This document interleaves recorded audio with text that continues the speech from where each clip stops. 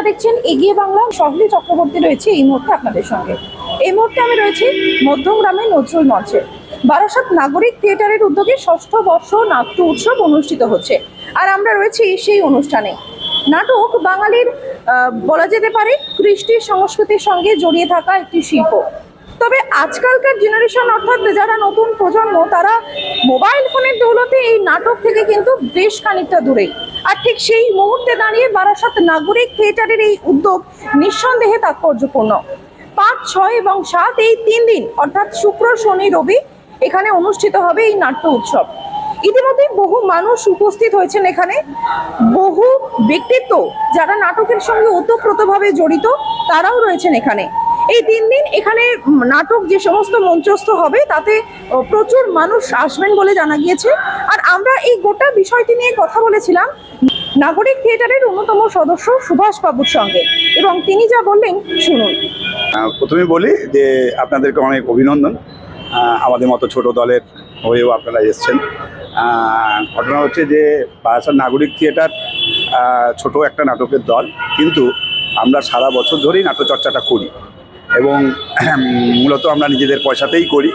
আমরা কারুর কাছ থেকে মানে পয়সা নিয়ে নয়, পয়সা দিয়েই নাটকটা করি। নাটকটা আমরা ভালোবাসি, তাই জন্যই করি।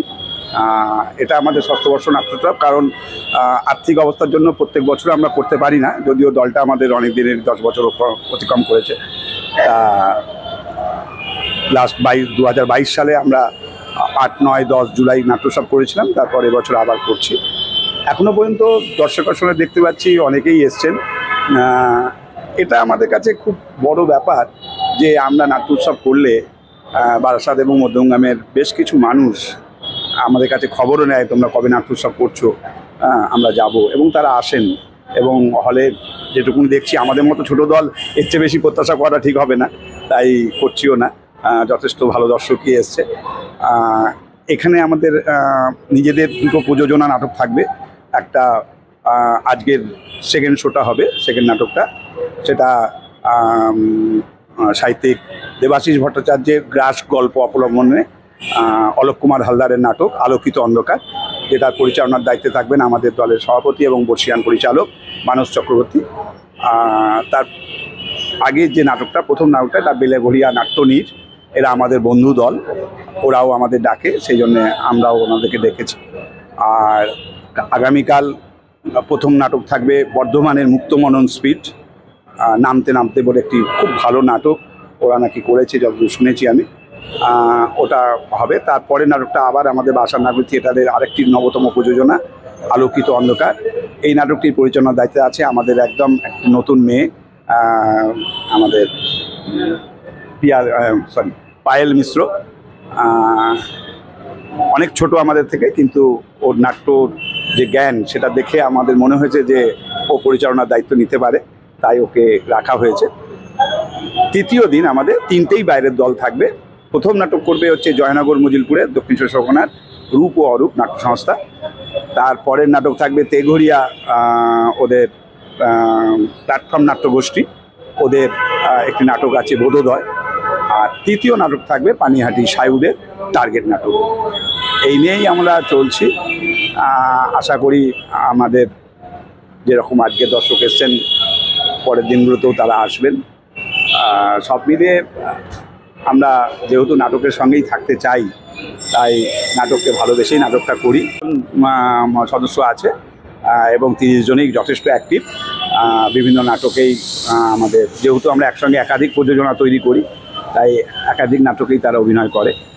আর এখানে যেটা উল্লেখযোগ্য যে যেখানে মানস চক্রবর্তীর মতো 72 বছরের মানুষ আছেন, আমার মতো 62 বছরের মানুষ আছেন, তেমনি অনেকেই বয়স্ক মানুষ আছেন, কিন্তু সঙ্গে সঙ্গে বেশ কিছু ইয়ং ছেলেমেয়ে আছে যারা কিন্তু নিজেদের কেরিয়ারের প্রতি সম্পূর্ণ সচেতন। বেশ ভালো তারা একাডেমিক কেরিয়ার তাদের, এবং কেউ কেউ চাকরিও করেন। তার সত্ত্বেও কিন্তু প্রতি সোম, বুধ এবং শুক্রবার ঠিক 7:30 বাজলেই তারা নাটক রিহার্সালে আসে। তাতে আমাদের শো থাকুক বা না থাকুক, নিয়মিত তারা নাট্যচর্চাটা করে থাকে। একদম ব্যাপারটা হচ্ছে যে আমি যদিও ব্যক্তিগতভাবে মনে করি যে ইয়ং ছেলেমেয়েরা হয়তো তাদের প্রয়োজনও আছে, কারণ একটা চারিদিকে একটা ইঁদুর দৌড় প্রতিযোগিতা চলছে, তাদের নিজস্ব কেরিয়ারটা তৈরি করারও দরকার আছে। কিন্তু বহু ছেলে মেয়ে আমি অ্যাটলিস্ট আমি তো বিভিন্ন জায়গায় নাটক দেখতেও যাই, কলকাতাতেও প্রচুর নাটক দেখতে আমি যাই, দেখি বেশ কিছু ইয়ং ছেলেমেয়েরা কিন্তু ভালো ভালো কাজও করছে। এমন নয় যে সব ইয়ং ছেলেমেয়েরাই নাটকের বিমুখ হচ্ছে বা তা নয়, একেবারেই না। বরং বেশ কিছু ছেলেমেয়েরা আছে যারা একটা প্ল্যাটফর্ম খোঁজে, যেখানে তারা নিশ্চিন্তে ভালোভাবে কাজ করতে পারে। তা অবশ্যই সেটা একটা ভালো দিক আমার অন্তত মনে হয়। হ্যাঁ, তবে একটা সমস্যা তো আছেই, যে এমন ধরুন আমাদের দলে আমরা তো কাউকে পয়সা দিই না, বরং আমাদের 50 টাকা করে প্রতি মাসে তারা মান্থলি সাবস্ক্রিপশন দেয়। এই যে নাট্য উৎসব করছে, প্রত্যেকে একটা ডোনেশন দিতে হয়েছে, তাহলে এই বিশাল খরচা আমরা তুলবো কী করে? হ্যাঁ, সুতরাং বলা যেতে পারে যে তারা পয়সা নিয়ে, যারা চাকরি বাকরি করেন না, তারা বাড়ির থেকে পয়সা নিয়ে এসে আমাদের দিচ্ছেন, দিয়ে নাটকটা করছেন।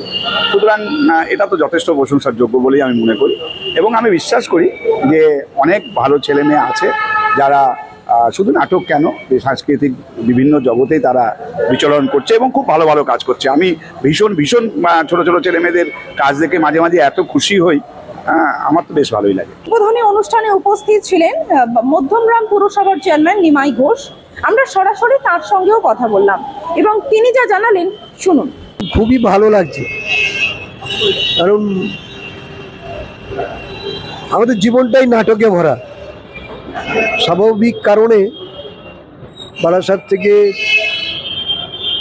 বারাসাত নাগরিক থিয়েটার 3 দিনব্যাপী আমাদের পৌরসভার নজরুল শতবার্ষিকী সদনে তারা নাটক মঞ্চস্থ করবে। প্রতিদিন 2টি করে নাটক হবে এবং এখানে দেখলাম লোক সমাগম অনেক ভালো, কারণ নাটক এখন থেকে নাট্যপ্রেমী মানুষ অনেক আছে, কিন্তু তুলনামূলক দর্শকের অনুভব, অনুভূতি, উপস্থিতি এগুলো আস্তে আস্তে কমে যাচ্ছে। বর্তমান এত ব্যস্ত, তার মধ্যেও এ বারাসাত নাগরিক থিয়েটার যে তারা 3 দিনব্যাপী করছে, এটা খুব 3 দিনে 6টা নাটক হবে, এটা খুব ভালো একটা দিক।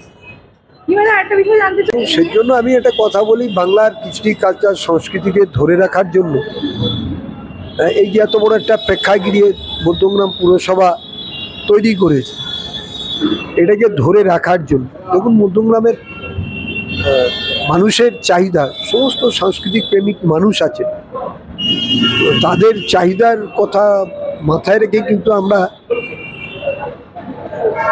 গত বছর সেপ্টেম্বর মাসে আমরা আর একটা আমাদের লাইনের ওপারেই চিত্রাঙ্গদা প্রেক্ষাগৃহ আমরা তৈরি করেছি, সম্পূর্ণ এটা এসি।